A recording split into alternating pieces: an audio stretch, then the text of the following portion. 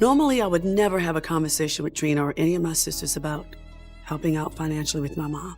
But because I'm so stressed in that category, I needed to let her know what I felt. Mommy and Daddy's divorced, and a divorced mom pretty much got nothing. I'm not gonna leave my mom by herself. Neither am I. So I'm gonna make sure my mother's taken care of.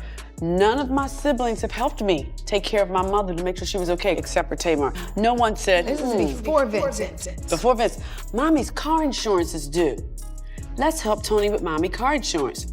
Or Tamar. Mommy needs a car. If there's one thing everybody knows about the Braxton family, it's that Toni was the one carrying the whole crew on her back, financially and emotionally.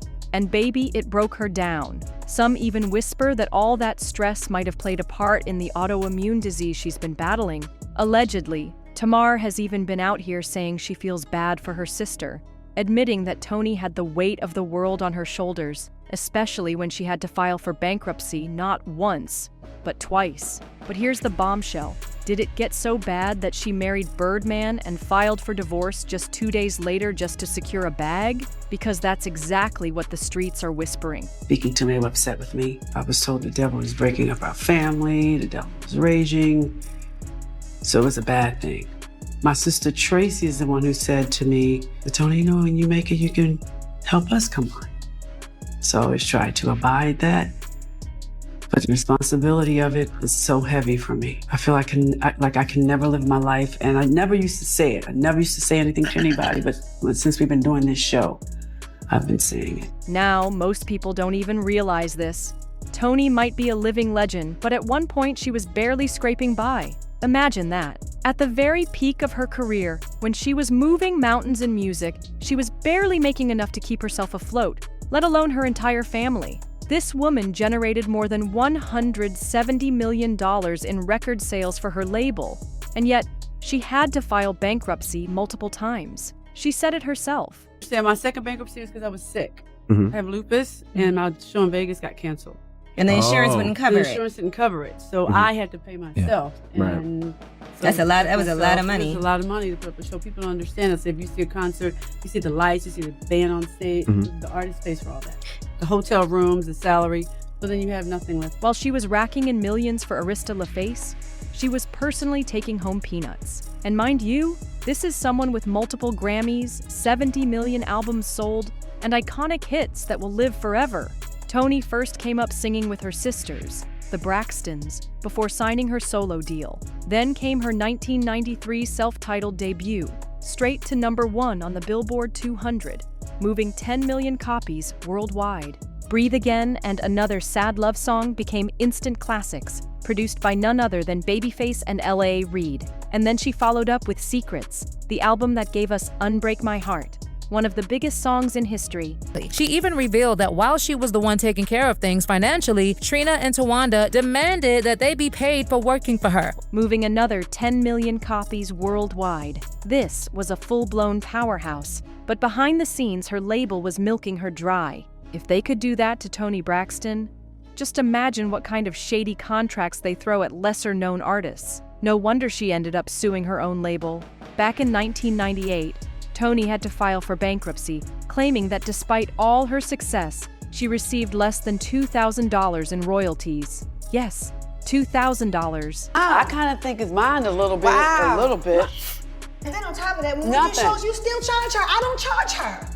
When the last time have I charged you for a show? Tamar It's been hasn't charged me years. for show for years. My sister Tamar never charges me to do background singing for me. My sister Trina does.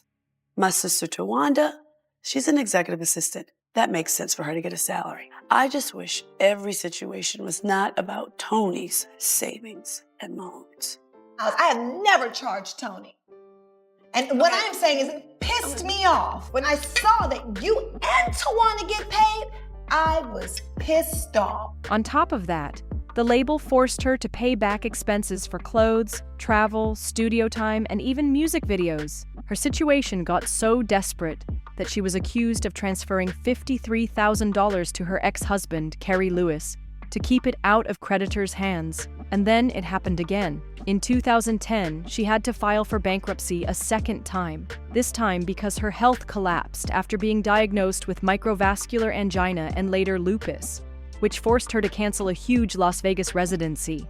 And as if that wasn't enough, the IRS came knocking in 2019, filing a lien that claimed she owed over $340,000 in back taxes for 2017. Days later, the headlines had her name everywhere again, proving that even legends can't escape money drama. The state of California wasn't about to let Toni slide either. The franchise tax board slapped her with another lien, this time for $116,154.64. Add that to the IRS debt.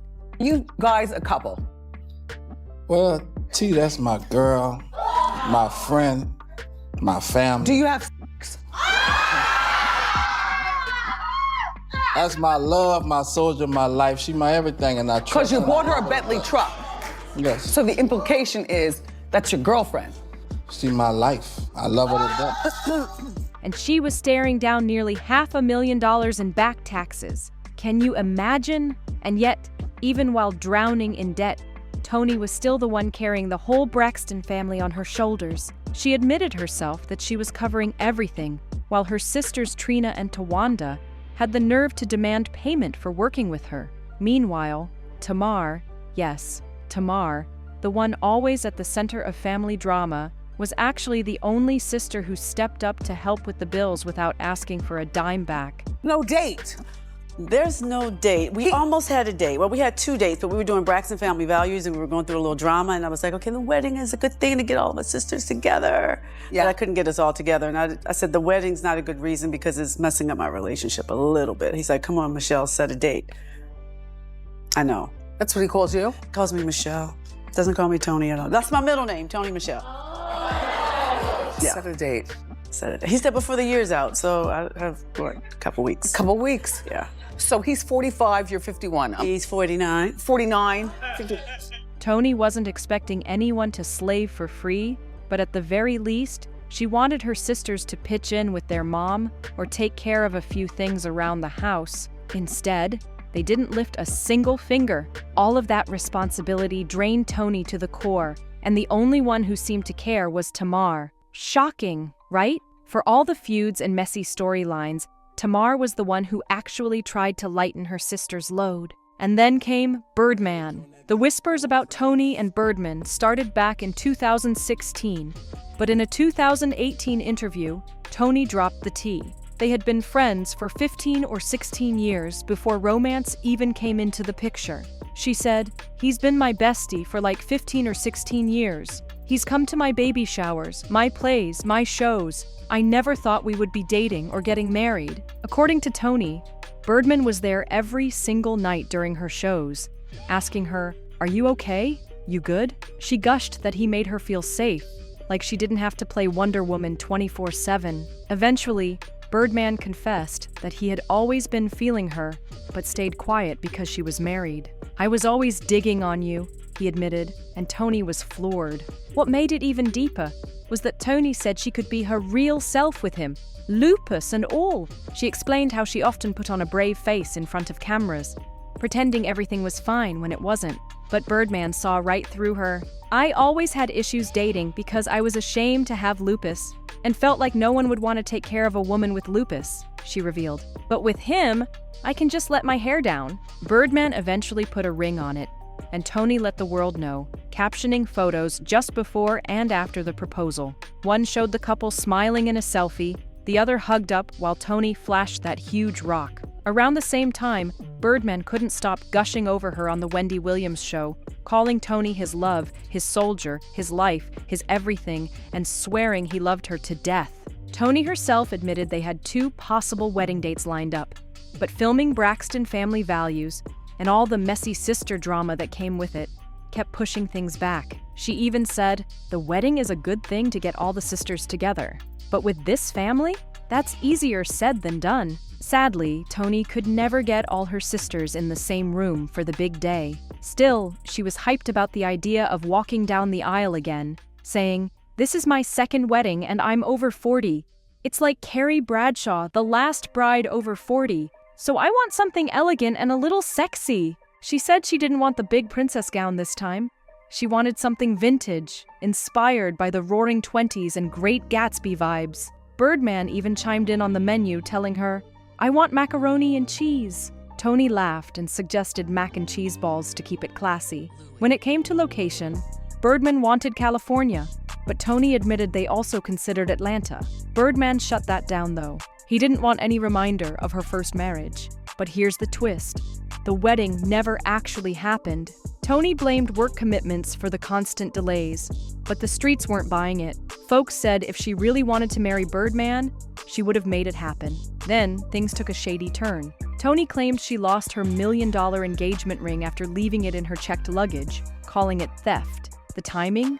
Way too suspicious. Not long after the breakup went public in 2019, Birdman posted a cryptic "It's over" on Instagram before wiping every single photo of Toni from his page. Meanwhile, Toni posted a pic of herself in a stunning red gown, captioned, "Starting a new chapter isn't always an easy choice, but always choose to be chosen. Cheers to a new year." Fans were stunned, but the real shocker came later. Court documents revealed that Toni and Birdman had actually gotten secretly married. They used only their initials, TB and BW. But it didn't take long for people to connect the dots. According to the paperwork, they tied the knot on August 8th and separated on August 10th. That's right, they split just 2 days later. Then, 2 weeks after, Toni filed for divorce, calling the marriage irretrievably broken. But hold on! In January 2025, Toni dismissed the divorce petition, and Birdman signed off on it too, meaning they could still technically be married right now. And with Toni's long history of financial troubles, the rumors exploded. Was this a love story or just a money move? The gossip mill hasn't been kind. Whispers say Toni has never fully recovered financially, and once again, it's Tamar who's allegedly been the only sister stepping up to help her. But fans can't get over that 2-day separation. It's just too suspicious. Did Toni really marry Birdman for love? Or was the bag the real motivation? I need to know what you think. Was this romance real or just a scheme gone wrong? And while you're at it, tell me how you feel about Toni carrying her whole family on her back all these years down in the comments. Don't forget to like, subscribe, and hit that notification bell. And I'll see you in the next one.